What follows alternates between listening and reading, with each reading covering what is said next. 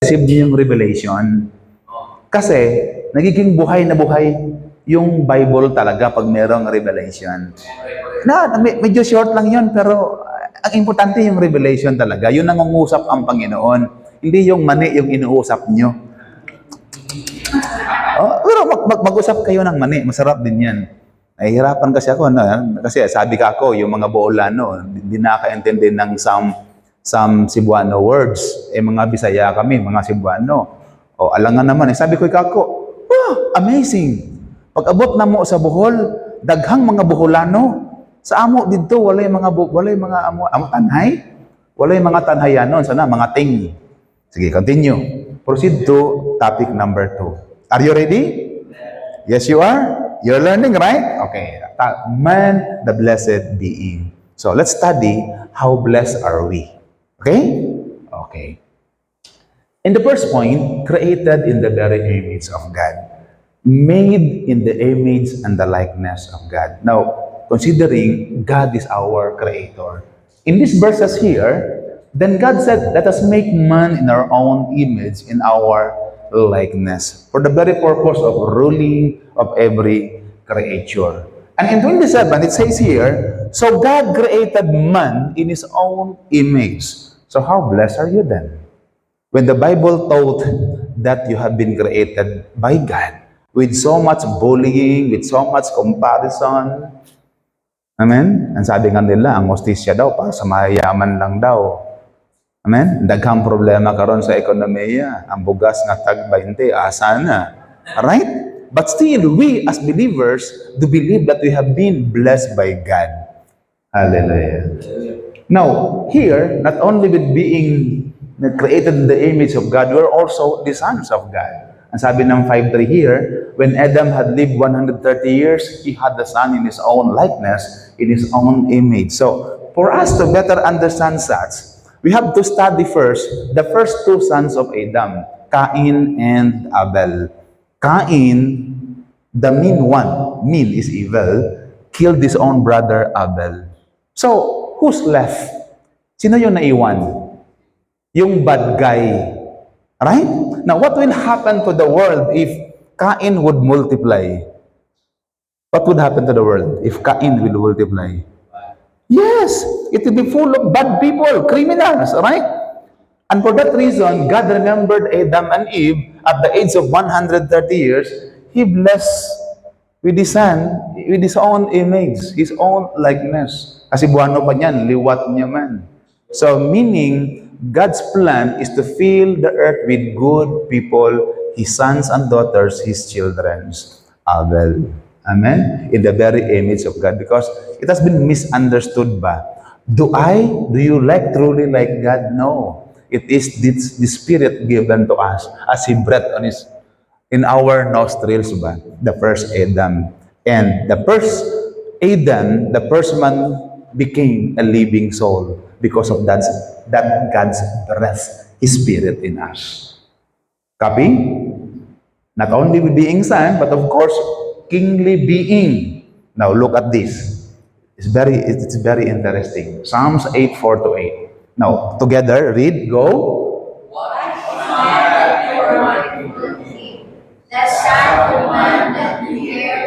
Now, you see, what's in your mind? You always think, I have to work, I have to think of my beautiful wife, we think of having more money, on how to solve our problem. Here, God is mindful of Him. God always think of us every day. God cares for us. So you see, how important, how valuable are we in the presence of God. And not only with that, but we have been made as little lower than angels, crowned us with glory and honor, and of course, as rulers of everything that God has created. So, how would you value your life? Amen? You know, wherever I go with my commander, I don't wear best polo or best dress. I don't care what people would say. I always think the revelation that comes from God, that my life, your life, is very important with God. Amen? Hallelujah. Now, Christ, it talks here about the Lord Jesus Christ. Colossians 1:15. He is the image of the invisible God, the firstborn of all creation. Who is this? Is Jesus Christ. And the other big church here in the Philippines doesn't believe that Jesus is the Son of God, God Himself. And this verse proves that He is the very image of the unseen. Unseen, cannot see, unseen God. And the very firstborn, meaning Jesus Christ, our brother also.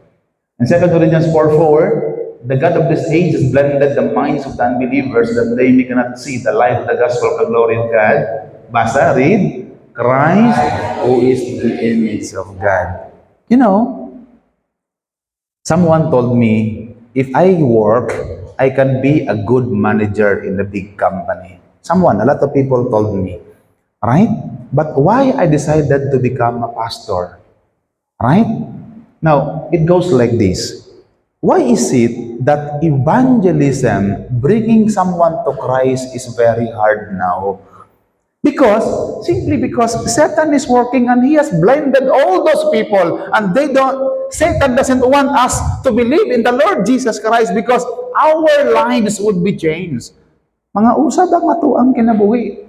Babaguhin ng Panginoon ng mga buhay natin.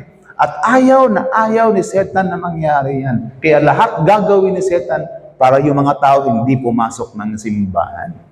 Right? Hello, Jesus Christ is the very image of God. So in short, we are following the footstep of the Lord Jesus Christ.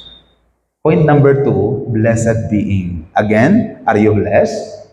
It says here, God blessed them. Genesis 1:28, God blessed them and said to them, be fruitful and increase in number. So meaning, kids are blessings from God.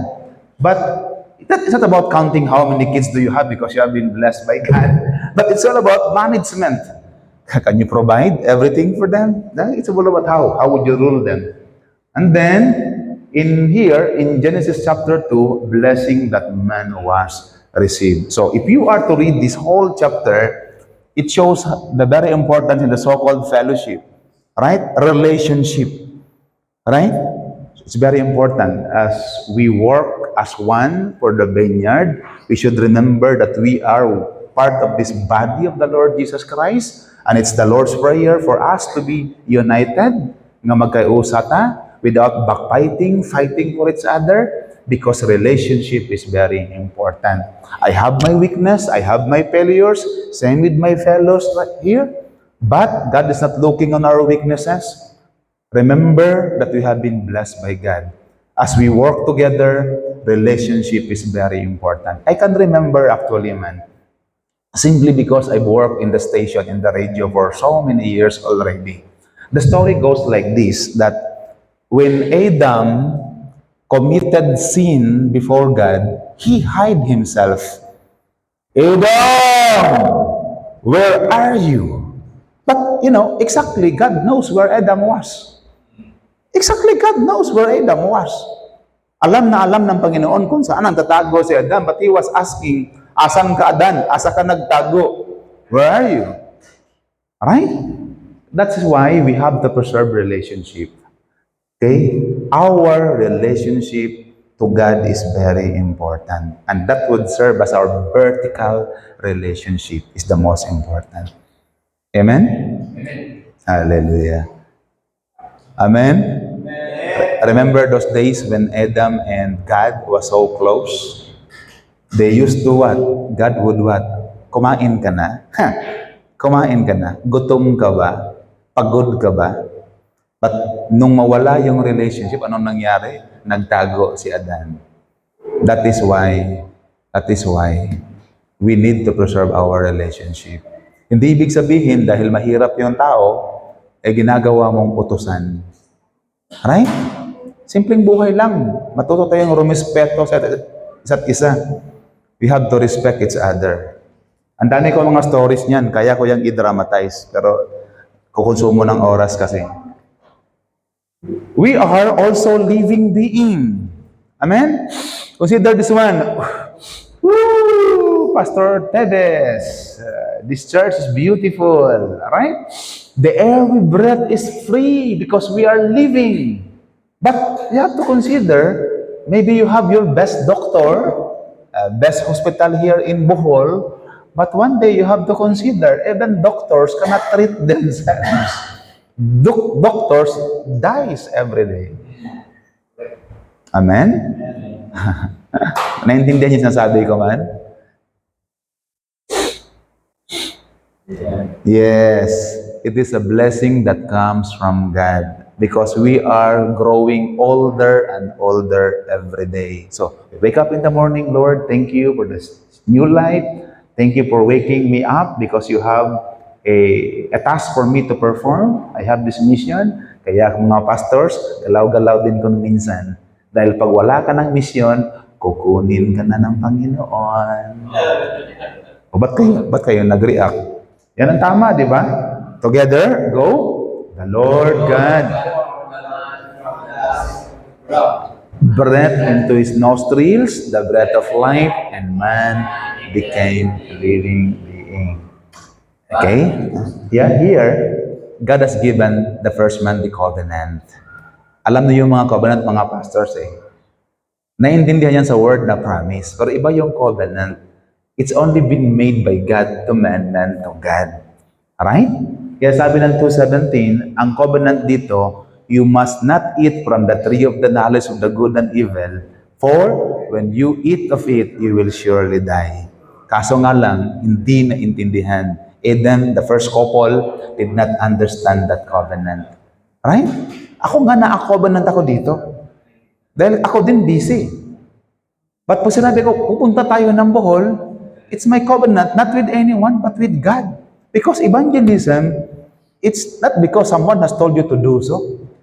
It's because God has told you to bring people to God. Amen? Hallelujah. So yan yung covenant na ibinigay ni God. Ba't ang dali? Can you please clap your hands? Amen.